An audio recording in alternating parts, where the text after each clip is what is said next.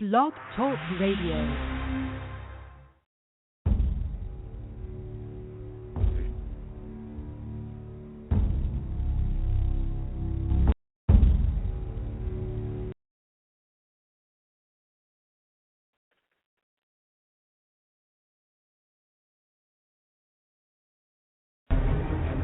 Now let's set the record straight. There's no argument over the choice between peace and war, but there's only one guaranteed way you can have peace, and you can have it in the next second: surrender. Admittedly, there's a risk in any course we follow other than this, but every lesson of history tells us that the greater risk lies in appeasement, and this is the specter our well-meaning liberal friends refuse to face, that their policy of accommodation is appeasement. And it gives no choice between peace and war, only between fight or surrender. If we continue to accommodate, continue to back and retreat, eventually we have to face the final demand, the ultimatum. And what then? When Nikita Khrushchev has told his people he knows what our answer will be. He has told them that we're retreating under the pressure of the Cold War, and someday, when the time comes to deliver the final ultimatum, our surrender will be voluntary, because by that time we will have been weakened from within spiritually, morally, and economically. He believes this because from our side he's heard voices pleading for peace at any price, or better rev than death, or as one commentator put it, he'd rather live on his knees than die on his feet. And therein lies the road to war, because those voices don't speak for the rest of us. You and I know and do not believe that life is so dear and peace so sweet as to be purchased at the price of chains and slavery. If nothing in life is worth dying for, when did this begin? Just in the face of this enemy? Or should Moses have told the children of Israel to live in slavery under the Pharaohs? Should Christ have refused the cross? Should the patriots at Concord Bridge have thrown down their guns and refused to fire the shot heard round the world? The martyrs of history were not fools, and our honored dead, who gave their lives to stop the advance of the Nazis, didn't die in vain. Where then is the road to peace? Well, it's a simple answer after all. You and I have the courage to say to our enemies, there is a price we will not pay, there is a point beyond which they must not advance. Winston Churchill said the destiny of man is not measured by material computations. When great forces are on the move in the world, we learn we're spirits, not animals. And he said there's something going on in time and space and beyond time and space, which, whether we like it or not, spells duty. You and I have a rendezvous with destiny. We'll preserve for our children this, the last best hope of man on earth, or we'll sentence them to take the last step into 1,000 years of darkness.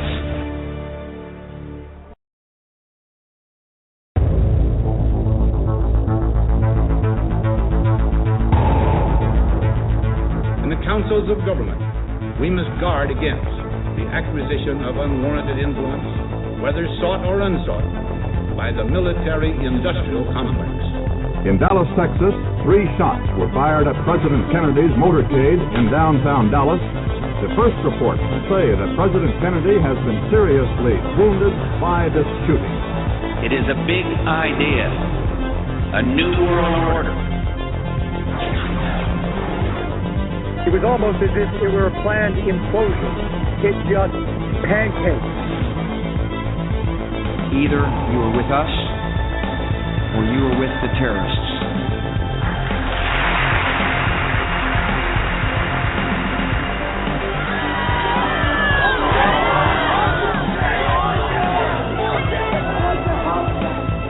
But I also believe that a lot of gun owners would agree that AK-47s belong in the hands of soldiers, not in the hands of criminals.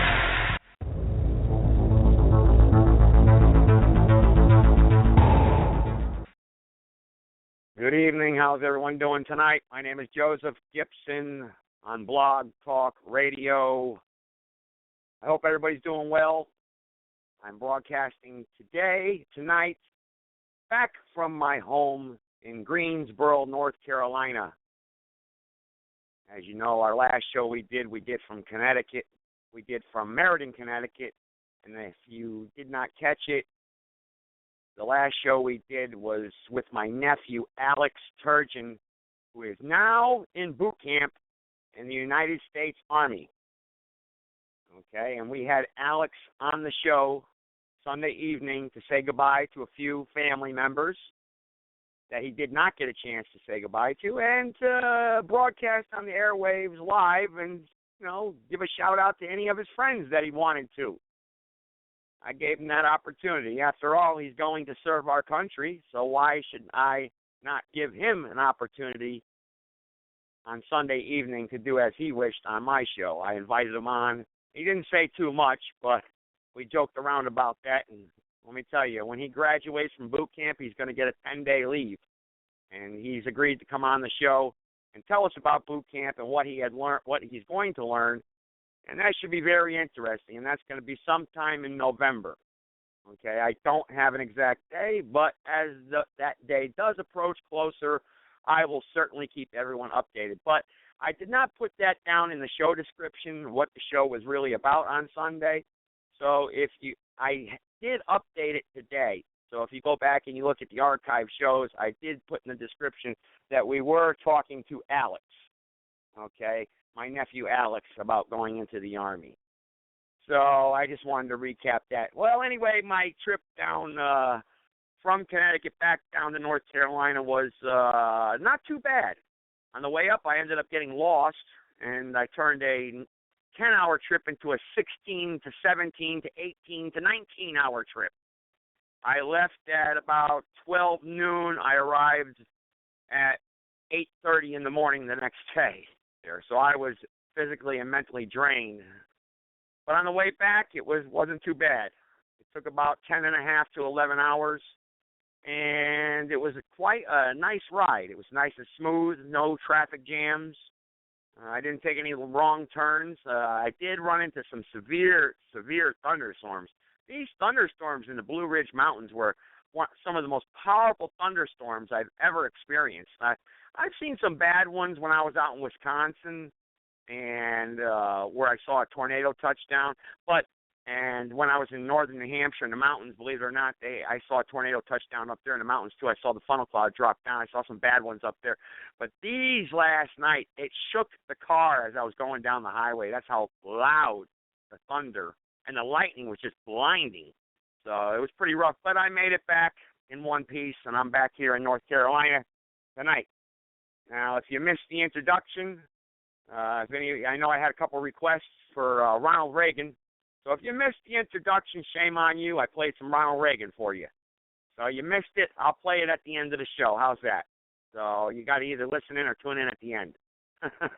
Sorry you missed it, but I had a couple requests for Ronald Reagan, and we put something together today with Ronald Reagan, and that was in the beginning of the show. So, like I said, you can either go back and listen to it while it's archived, or you can wait till the end of the show, and I'll play it again for you when we wrap it up. How's that? Because like I said, I listen to my listeners when they give me advice or they email me and say, hey, why don't you do this or do that? I take that into consideration, and because you're the customer, you are what matters. Not like today in the corporate world where customers don't count. Just like that other saying. I really want to put up a billboard. As I was driving down the highway yesterday, I said, look at all these billboards. I want to have a billboard. I can think of a lot of different things I could put up on billboards. Like, for instance, insurance. It's only there until you need it. How about that? That's a good one for a billboard, huh? And you have a guy that has a car that's all smashed up, and he has the insurance agent right there handing him the claim saying denied. That'd be a good bulletin board, right? Or like Social Security. Got the big stamp denied. Because I could think of so many ideas to put up for bulletin boards. I saw some real stupid ones. I figured that's why I brought that up. As I was going down the highway, I saw these bulletin boards, and I was like, I could think of so many better things to say than what they're saying. I can understand people advertising their business, but there were some stupid logos that I saw, and I was like, wow, you're wasting all that premier space to say something stupid like that. But anyway, like I said, I made it back to North Carolina and it was an eventful trip. While I was in Connecticut, I got to visit Castle Craig, Hubbard Park there in Meriden. Like I said, if you've ever been to Hubbard Park in Meriden, Connecticut, if you go up to the top of the mountain, there's a castle. It's not a big castle where there's rooms in it or anything. It's just a little tower-like. And you go up the winding staircase up to the top, and you stand up at the top, and you can see basically the entire state of Connecticut. I mean, for as far as the eye can see. And it was a crystal clear day. There was no pollution. It just had rained the night before, so it was a clean day. The air was cleaned out from all the chemicals that we breathe in every day and the smog. But it was really clear, and I could see for like miles and miles. I have pictures. I haven't downloaded them yet, but I'll put them up on my Facebook, so anyone who's following this show, you'll be able to look at them. I took a lot of real good pictures this time while I was in Connecticut. So if there's anything, I always open up the phone lines. If there's anything on the minds of the listeners, you're always more than welcome to send me a message in the chat box, or you can call in. The phone number is 657-383-0616. Okay, so, and you press 1 to be connected to me. If you just want to listen on the phone, that's okay too. But I pulled a couple news stories today. I remember a week and a half ago I contacted the VA. If you remember correctly, I asked the VA department, the crisis hotline, if they knew about the new policy that was coming out about veterans not confiscating veterans' guns. And the VA, the crisis hotline, told me, if you go back and listen to that show, it's archived, he told me he did not know anything about what I was talking about, but he found it very interesting because he probably did know what I was talking about. He found it interesting probably how I knew so soon that they were going to start doing this. But he said he claimed he did not know what was really going on, and he knew nothing about that new policy that they're coming out with, that veterans and people who are on Social Security disability will not be allowed to own a firearm. You won't be allowed to purchase a firearm. And if you own one, they're coming to take it. Okay? So if you don't believe me, I pulled something up from the wire today. I'm going to go ahead and read it to you. Okay? This is from the Associated Press. Okay? Gun confiscation fears led to protest in northern Idaho. So here we go. In Boise, Idaho, a group of residents in northern Idaho lined up outside a U.S. Navy veteran's house on Thursday to protest claims that federal officials are planning on confiscating the man's weapons. Idaho Republican State Rep. Heather Scott of Blanchard said the Veterans Affairs Office, folks, the Veterans Affairs Office has sent a letter to John Arnold of Priest River warning him that he cannot possess or purchase firearms. Okay? The protest, spearheaded by Scott, attracted roughly 100 people. Among them were, this is a funny name, Boner, no lie, B-O-N-N-E-R, Boner County Sheriff Darrell Wheeler, who promised to stand guard against any federal attempts to remove Arnold's guns, and Republican Washington State Rep. Matthew Shea of Spokane Valley, who described the event as a defiance against tyranny. That's not the complete article, but if you remember, like I said, if you're following this show, we knew about this way before the Associated Press knew about it. We knew it way before the mainstream media has known about it. We reported it right here. I got that from, actually, I received an email from one of my listeners about this particular policy, that he heard it was coming about, and it's actually policy. It's actually, I don't know if it's an executive order. I'll look into that. I'm not sure if it's just the VA's policy or not, but maybe it's in this article here. Let's see. He says, I took an oath to uphold the U.S. Constitution and uphold the laws of Idaho, Wheeler said. This seemed appropriate to show my support. I was going to make sure Mr. Arnold's rights weren't going to be breached. During Thursday's demonstration, the group at times broke out in song to sing God Bless America and pray while waving both the American flag and the Don't Tread on Me flag. With a population of just 1,700, Priest River is near the tip of northern Idaho, a region known for its strong Tea Party roots and gun rights activism. Scott was one of the key lawmakers during this year's legislature who helped sink legislation that would have put Idaho in compliance with federal child support laws. Doing so put Idaho at threat of losing millions of federal dollars and resources and required the Idaho legislature to meet for a special session at which the state finally passed the legislation. Arnold did not immediately respond to the calls from the Associated Press. However, he did eventually make his comment to the Associated Press, and this is where we get the screw-ups of the government. If you're paying attention, and we got about one more paragraph here. It says, Veteran Affairs spokesman Brett Bowers confirmed a letter had been sent out to Arnold from the VA's benefits office in Salt Lake City. But he said that VA policy prohibits discussing individual health records without consent. They're worried about breaking, health records, policy. They're worried about breaking policy, but yet they're going to violate the Constitution of the United States. They're going to violate this man's Second Amendment God-given rights, but they're worried about violating policy, but they're going to violate the Constitution. Jackass. But anyway, let's see here. Here he goes. VA policy prohibits discussing individual health records without consent. Bowers added that the agency doesn't have the authority to confiscate weapons. Well, what the hell are you doing at his house then? Telling him he can't have his guns, that you're going to take them. We don't send officers to confiscate weapons. We are about providing health care to veterans, he said.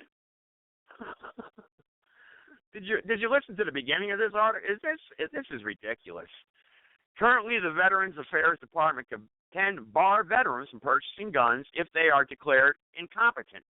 However, this authority has been criticized by Second Amendment advocates, most recently Republican U.S. Senator John Cornyn of Texas proposed legislation that would require court action before barring gun purchases by veterans declared incompetent. Now, I would agree with that. You do have a right to due process. Now, you don't want whack jobs running around out there with an AR-15 on their back, of course. I agree with that. But for some paper-pushing dirt at a VA office who doesn't know anything about nothing to make a decision to take away a man's Second Amendment right is absolutely despicable. So I'm just going to finish this up real quick. Okay, this does happen sometimes.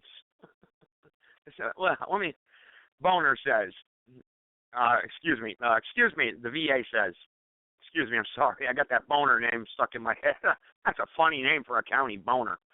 Where the VA sends out a letter, okay?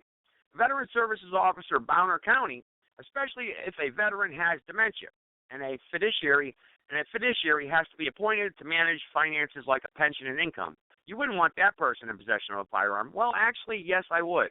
Just because someone has a problem with mathematics or has problems balancing his checkbook, does that mean that he cannot own a gun? Who's making these decisions? Like I said, he should be given a court hearing and have a jury of his peers hear the case before them to decide whether or not someone has the right to bear arms. We are a republic, folks, not a democratic. We are not a democracy. We are a republic. And a republic means that if 12 people are in a jury box and 11 say hang them and 1 says no, that man walks free. That's a republic. A democracy is 2 wolves and a sheep voting on what's for dinner, okay? That's a democracy. That's not what this country was founded on. So I'm going to throw that out on the floor. If someone has a question real quick, I'm going to go ahead and put them on. So I'm going to go to the first caller, 203-684. You're on. Hello. Hi, yes, sir. Joe. You're on the air. Yes, I can hear you just fine. Good. Yeah, I got a few comments, and I'll just throw them out there, and then I'll let you go back and mull over them. I think you may have said it, or someone else, but they always put these things out there in our face, the government, and I don't know if they're looking for a reaction or whatever, but you're talking about Boner. Well, John Boehner, you know how you spell his name, Bohner. Now, I'm not a English professor or anything, but I would pronounce that as Boner as well, not Boehner. I mean, I have no idea, but his name never did look right. His name never did look right to me. And you were talking about the law and the Constitution. If our politicians really wanted to uphold the Constitution the way they should, you got these people going across state lines now into Ferguson. Now that's a federal offense, and they're shutting down interstate highways. That's a federal offense. Obama gets on TV for Sandy Hook or any other thing that's happening like that. Why isn't he on TV now speaking against it, telling these people, you're wrong? Maybe they just don't know better. I don't know. But something should be done as far as that's concerned anyway. So evidently they either want them to do this or they don't care. Well, like you said, not to interrupt. Hey, Joe, not to interrupt you, but like you said, I did say that once. Maybe they sent 50 or 60 provocateurs down there to rile things up, Yeah, well, if you look at Ferguson, you'll see the same people in the crowds in Ferguson now that you saw last time, that you see in other riots or get-togethers of this nature. So they're being paid. George Soros is funding all these people to do this. So there's a reason behind it. Now, we're talking about presidents, and you typed in the box that I will not support Trump. It doesn't matter if you vote for him or support him or not, because he's not the one calling the decisions. We have a shadow government. The people that we see just do what they're told. And I said this before, and if you don't do what you're told, you'll be going through Dallas in a convertible, or you'll be in the men's room tapping your foot, and you'll end up in prison, because that's the way it is.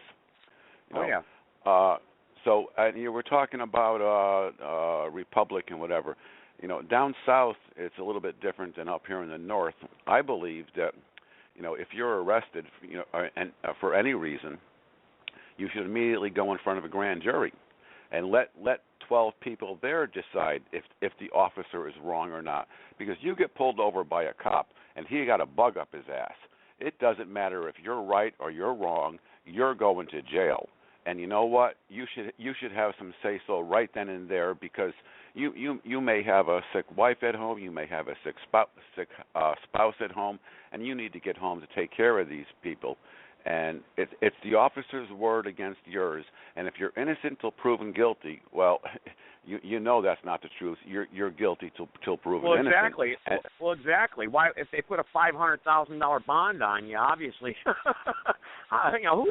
they arrest you and they put a $500,000 bond on you. Who the hell is going to come up with $500,000 to bond out of jail? So, like you said, you're automatically guilty. You're in jail.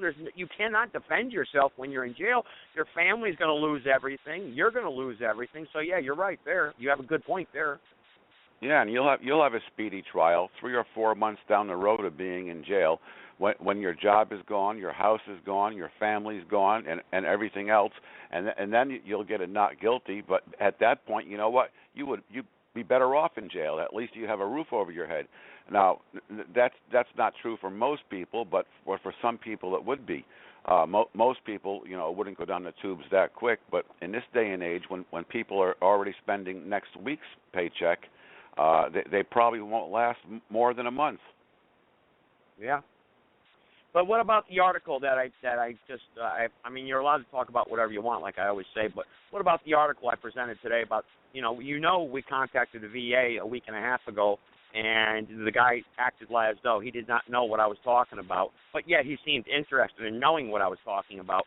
But here we are now 2 weeks later, and we have our first case on our hands of a veteran getting his guns confiscated, or them attempting to confiscate his guns. I mean, what's going on here? What do you think? Well, first of all, I'm not there, so I don't know any specifics about it. It's like everything else on the news, and I'm commenting on things that I've seen and heard. You don't know whether it's true or not. I would assume it is. I would think that this person who's just sitting behind a desk wouldn't have a right to do that.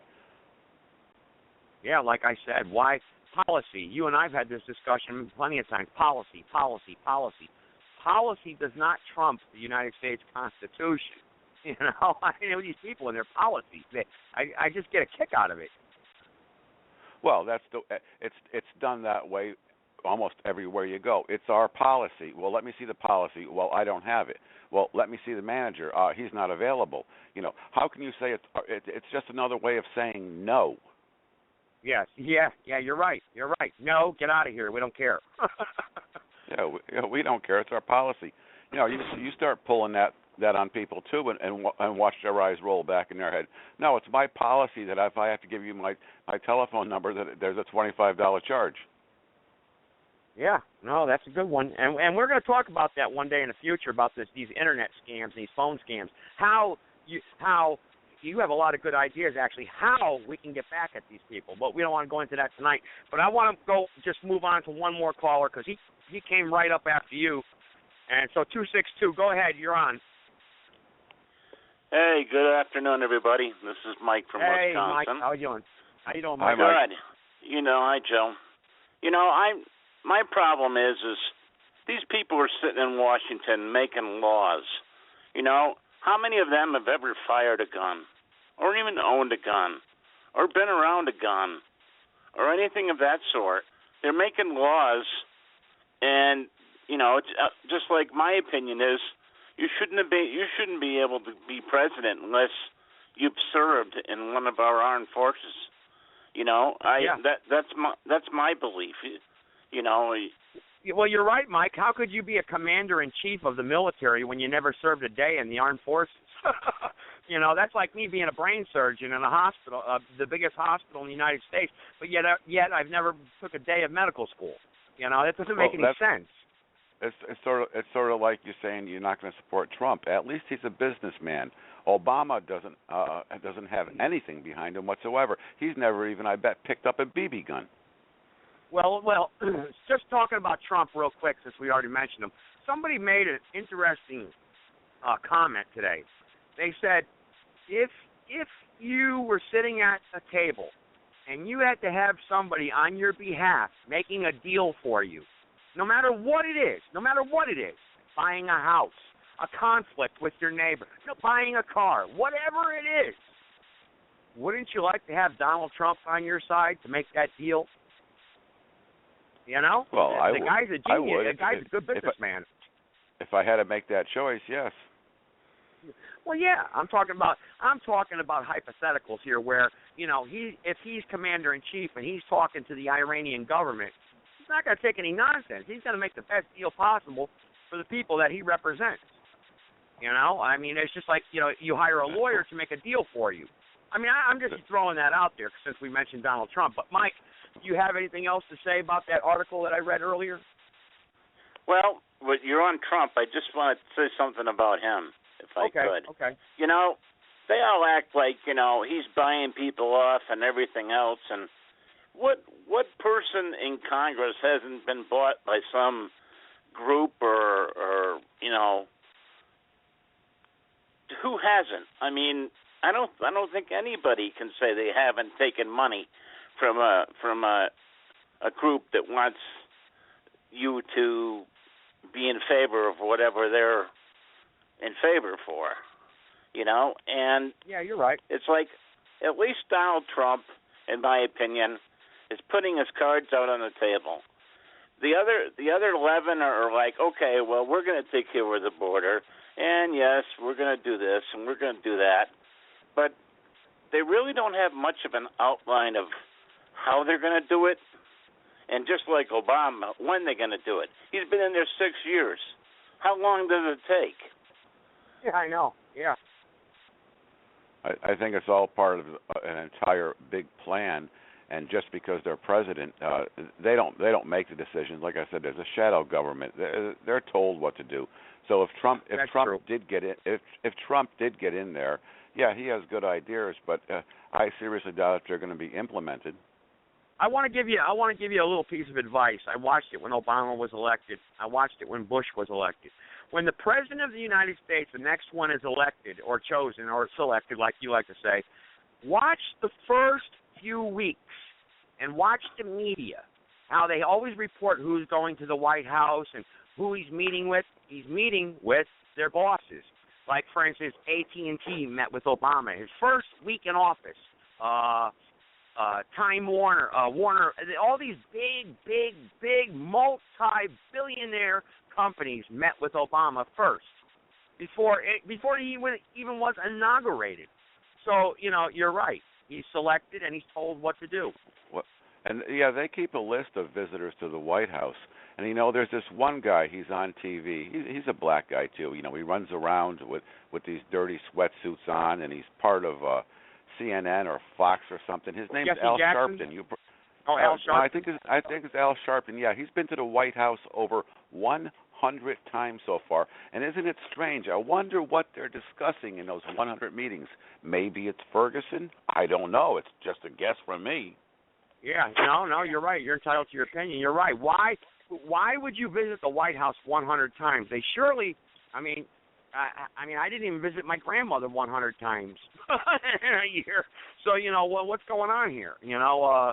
What are they talking about? What are they really talking about? And someone mentioned to me too. I want to put this out there because this show's archived, and people really need to take note of this.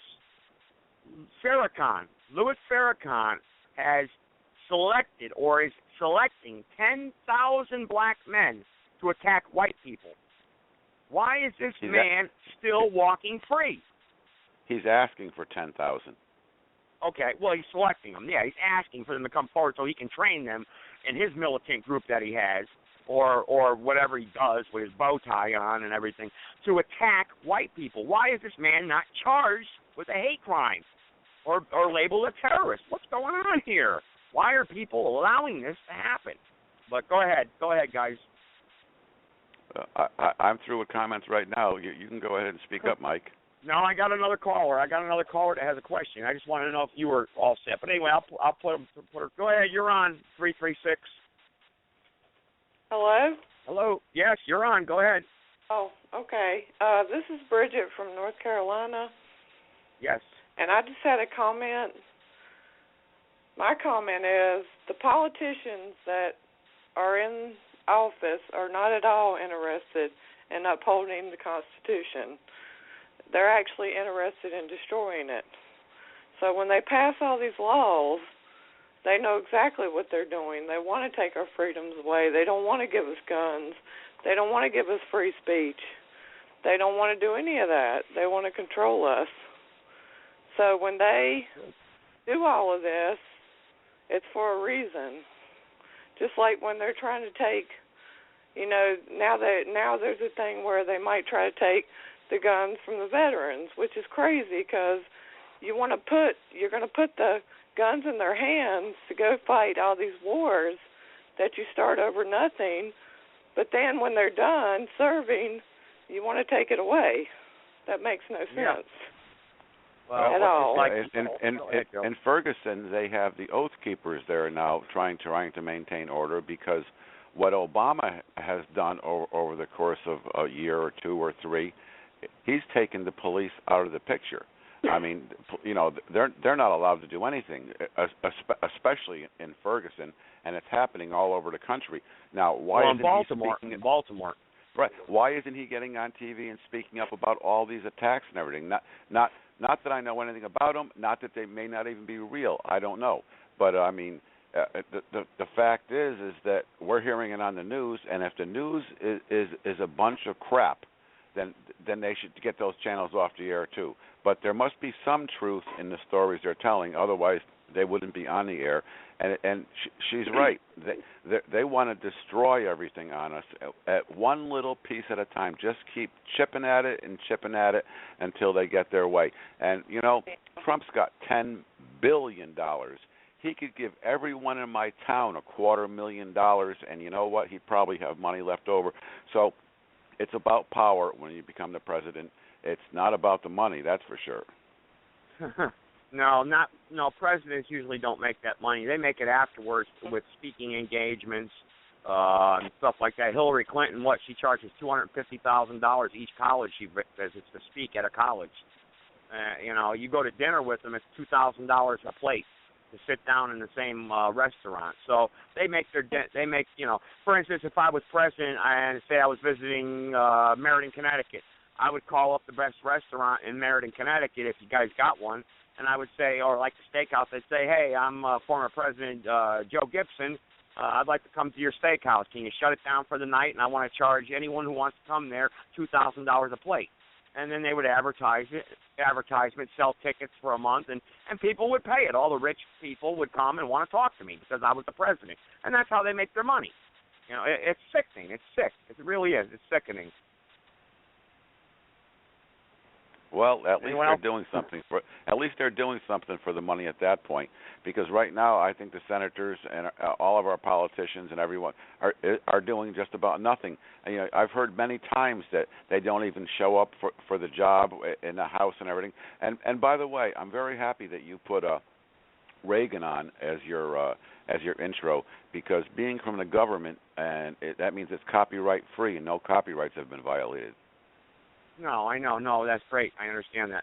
But no, I got 3 people that, and the final clincher was Mike out in Wisconsin, and he's on tonight, and I hope he heard it.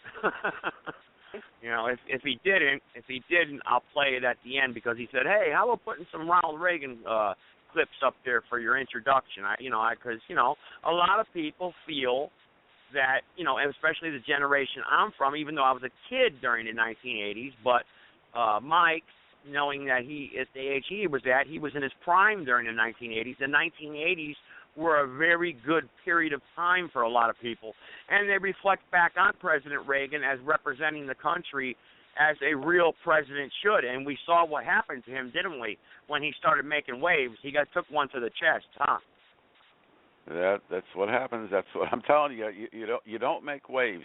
You can get up there and speak and make things happen, but you go against the shadow government, the people who really run the country, and like I said, you'll be going through Dallas in a convertible. Yeah, well, you understand why he was shot, don't you? Because he was making waves about Fort Knox. He appointed the Grace Commission. Okay, and if you remember back then, he wanted to know how much gold was in Fort Knox, and we all know there's none there. There isn't any gold in Fort Knox, and if it is, it probably belongs to China. Exactly, that's what I'm saying. We all know there's none there, and he wanted it public record. And that was just one of the issues there that he pissed off the shadow government, what you're recalling. I'll give it a better name if people don't understand: the Illuminati, Skull and Bones, the Freemasons, and if you want names of the families, we can even go there: the Rothschilds, the Bilderberg Group. What's that guy, Rockefeller? So you can go on and on. If you study this stuff, it'll all come together, and like see, obviously you know what you're talking about, but some people who are listening tonight may not understand what we're talking about. And like you said, you talked about. Go ahead. Reagan wasn't that well of a man either. You got any more jelly beans, Nancy? And he was an older man too. He wasn't that bad off, but Kennedy had a very, very bad back. He had a brace. He couldn't walk. I think Roosevelt was in a wheelchair. So our commander-in-chiefs, they don't have to be viral, physical men. They just have to be able to sit and speak. And I think because they're just the figureheads. They don't really run the country. They do what they're told. Yes. Well, Dwight Eisenhower, was a general during World War II. And he's actually in one of my introductions where he states, that's Dwight Eisenhower in that introduction there where, where it says Kennedy has been shot, and then he talks about warning of the military-industrial complex. That's Dwight Eisenhower, and he was a general and actually fought hand-to-hand combat in Germany. So he was a real commander-in-chief. Yes, I agree with that. I was just commenting on the other ones, and my statements is that they really don't run the country. They don't have to be physically fit. In other words, to get up there and speak or appear on TV or sign bills or things of that nature. Yeah. So you're right. But back to, I just want to go back to the Second Amendment. Does anyone have any real serious thoughts about that? I mean, what do you think? I mean, I don't know if there's any gun owners out there. If you got something to say, like I said, go ahead. I think I can say something about that. I don't know if I'm entirely accurate or not because I haven't researched it and I don't know for sure. But in Connecticut, if you want to carry a concealed weapon, you have to apply for it through the chief of police. Then you have to go through the state police, and you have to pay and go to courses and pay and all that sort of nonsense. But from what I know, that's for a concealed permit. If I wanted to carry on my hip, I wouldn't need a permit at all. But I don't think they'd allow that. No, they wouldn't. You'd probably be shot. Go walking down East Main Street in Meriden and with a gun on your side and tell me you're not going to get stopped by the police. Yeah, well, up in northern New Hampshire, you could take a gun, put it on your hip, put a shotgun over your shoulder, and walk down Main Street, and no one will say boo to you. Oh yeah, they do it down here all the time. Yes, down here, but like you go up to Connecticut. That's what I'm talking about. People don't. I said that on Sunday night. What did you do for your country? Well, nobody says you have to get involved politically. Well, how about exercising your rights? You have a big mouth, use it. That's like this show, like Mike talked about. Hey, call in, talk. You have a First Amendment. Say what's on your mind. People are nervous. I had one person that listened to the show on Sundays. It was one of Alex's friends. He said, "Oh, I can't call in. I'll be nervous as hell." But yet you see these other people on TV. You want to know why? Because they're paid. I asked the kid, I said, "What if I gave you $50?" He said, "Yeah, I'd call in then." Well, why aren't you nervous if I pay you? He wouldn't answer me. Because money motivates. Can anyone answer that? Why, if I pay somebody, they're not scared to talk on this show? I don't understand. Don't know. Don't know. Maybe that's all they have on their mind is money. I don't know. Some people are ruled. I don't understand. Some people are ruled by money, and that's the only thing they want out of life is more money. Yeah. Because like today, I was listening to the Sean Hannity's show, and there was a lawyer on there, and I'm like, do you really think this lawyer is talking to this guy without any type of kickback whatsoever? Heck no. He's getting paid. Matter of fact, I looked it up. Sean Hannity pays his guests. If you're a professional, such as a lawyer, you're paid between $500 and $1,500. If you're a politician and you go on to the Sean Hannity show, you're paid between $2,500 and $5,000 for a 15-minute slot. Can you believe that? Well, you must get good ratings. And if you're an attorney, your first responsibility goes to the court and the bar system, not to your client. So if you're ever a client of attorney, ever get an attorney, and you're the client, don't ever tell him that you did wrong because you're not his first priority, no matter how much you pay him. No, that's true. Well, if anyone has anything else to add, you're welcome to call in at 657-383-0616. Press 1, connect with me. If you do not, I know on Sunday, as soon as I said that, 2 people clicked on, and we caught them at the end. They're Red from Brantford. I know, and he's listening tonight. So, Red, you want to contribute, go ahead. But if not, I'm going to start getting ready to wrap it up, okay? So if anyone has anything on their mind they want to talk about, you're more than welcome. If not, tomorrow evening, I'm going to be on the air at 7 again. I'm going to actually start posting a permanent schedule with the hours. So this way here, everyone is comfortable, and they know exactly what time I'll be on. We're going to have a permanent schedule. I'm going to sit down tonight in my office and really put together a solid proof schedule for this show. First couple weeks, I told you we were going to be in limbo. It's been about 2.5 weeks now I've been doing this, and we're going to go ahead and put together a permanent schedule, okay? So this way here, it helps out everyone else plan their day also, especially the people who support me no matter what. I mean, like Mike out in Wisconsin, Joe in Meriden, Bridget in North Carolina. You got Elizabeth Rondo in Wallingford, Connecticut. Sometimes I even get my own mother down here in North Carolina who calls in. The real supporters that really, really listen constantly and listen through the duration of the show. Even Joe in Sebastian, Florida, he listens regularly. So I'm going to try to help you guys out and give you a permanent schedule with the hours. Now, if you guys want to email me or send me a message, what hours you'd like to hear me on, like I said, I have free reign here. So I could choose any hour I want, any length I want, up to 3 hours per day. So whatever you guys think is a good time slot, please email me because I'm going to put it together tonight, okay? Hey, Joe, am I still on? Yeah, you're still on, Mike. Go ahead. Hey, one other thing I wanted to mention was my dad down in Florida. He is getting, inundated by telemarketers time and time again. And one of them called him today, and I just wanted to bring this up. It was the state police of Florida, and they wanted a donation, of course. The fraternal police order you're talking about, right?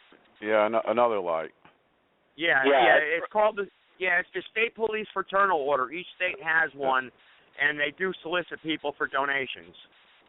Yeah. I was hoping my dad would chime in on it because, they wanted a donation, and of course, they want anything $50 and higher, and you're calling people that are on Social Security, they're not working for a living anymore, and he told me give him $10, and they hung up on him.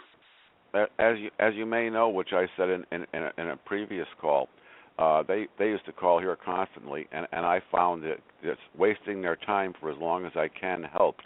But the amount of telemarketers that were calling was getting overwhelming. We're talking 6 a day. So what I've done is I've changed my phone service that no one can call me unless I put the number, their phone number, into my phone, and that's cut the calls out completely. That works for you, but it probably doesn't work for a lot of other people. Mike, go ahead. In the cordless phones now, they have options. Excuse me, where if someone calls, you can automatically block that number in the cordless phone. So you wouldn't have to take my avenue. You could just wait for the people to call, and then block the number. Although what they will do is call back with a different caller ID, and it'll go through your phone. So you're going to be stuck, but at least you'll block some of them. Yeah, they spoof their caller ID, which is illegal and a federal offense. And that, what I talked about earlier, Joe, is that you're very knowledgeable on this, and I am too, because you've taught me a lot about this stuff. I want to do a show in the future that combats these telemarketers and these scammers out there taking advantage of people. So I have to get all my notes together, and, because I don't want to give misinformation if I'm going to try to help people, because I want this stuff to work. And it's not legal advice. It's not anything like that, or telling people what to do. It's just my opinion on how I handle things, and if you want to use that, then, hey, you're free to do that also. So that's what I meant by that. So in the future, Mike, we're going to put together a show that's going to help your dad in Florida combat these dirtbags that are harassing them. I think what we need to do is get someone with a little bit of legal expertise on the call here. We can get these caller ID numbers. We can get the time of day they called. We can track them down. There is a way, because it's like there is no perfect crime. Well, there is no perfect telemarketing call either. And you know what? Sue them. Yeah. Sue them, or what did you say? Send them a bill. Or send them a bill. Write a letter to your phone company. Tell your phone company that they're violating federal law. If they don't fix it, you will start a lawsuit against your carrier. Sure. All right, well, guys, I'm going to go ahead and wrap it up for the evening. Thank you for your time tonight. I really appreciate it, especially those 4 callers. You guys really did good tonight. So, hey, we gave out good information again tonight, like always. So, and I hope I entertained a few people the best way I can. But anyway, Mike out in Wisconsin and the others there, here's your Ronald Reagan. So good night, everyone. I'm going to go ahead and look for it right now, so bear with me for a minute. Go ahead. Here you go. Here's your Ronald Reagan. We'll see you, Mike. Now let's set the record straight. There's no argument over the choice between peace and war. But there's only one guaranteed way you can have peace, and you can have it in the next second. Surrender. Admittedly, there's a risk in any course we follow other than this, but every lesson of history tells us that the greater risk lies in appeasement. And this is the specter our well-meaning liberal friends refuse to face, that their policy of accommodation is appeasement. And it gives no choice between peace and war, only between fight or surrender. If we continue to accommodate, continue to back and retreat, eventually we have to face the final demand, the ultimatum. And what then? When Nikita Khrushchev has told his people he knows what our answer will be. He has told them that we're retreating under the pressure of the Cold War, and someday, when the time comes to deliver the final ultimatum, our surrender will be voluntary, because by that time, we will have been weakened from within spiritually, morally, and economically. He believes this because from our side he's heard voices pleading for peace at any price, or better rev than death, or as one commentator put it, he'd rather live on his knees than die on his feet. And therein lies the road to war, because those voices don't speak for the rest of us. You and I know and do not believe that life is so dear and peace so sweet as to be purchased at the price of chains and slavery. If nothing in life is worth dying for, when did this begin? Just in the face of this enemy? Or should Moses have told the children of Israel to live in slavery under the Pharaohs? Should Christ have refused the cross? Should the patriots at Concord Bridge have thrown down their guns and refused to fire the shot heard round the world? The martyrs of history were not fools, and our honored dead who gave their lives to stop the advance of the Nazis didn't die in vain. Where then is the road to peace? Well, it's a simple answer after all. You and I have the courage to say to our enemies, there is a price we will not pay, there is a point beyond which they must not advance. Winston Churchill said the destiny of man is not measured by material computations. When great forces are on the move in the world, we learn we're spirits, not animals. And he said there's something going on in time and space and beyond time and space, which, whether we like it or not, spells duty. You and I have a rendezvous with destiny. We'll preserve for our children this, the last best hope of man on earth, or we'll sentence them to take the last step into 1,000 years of darkness. Good night, everyone. Thank you very much for listening. I'm going to go ahead and wrap it up. Thank you very much. God bless everyone. Thanks, Joe. Excellent. It appears as though something has happened in the motorcade route. Something, I repeat, has happened in the motorcade route. Who controls the past controls the future. Who controls the present controls the past. The death of bin Laden marks the most significant achievement to date in our nation's effort to defeat Al-Qaeda. All you got to do is start looking around.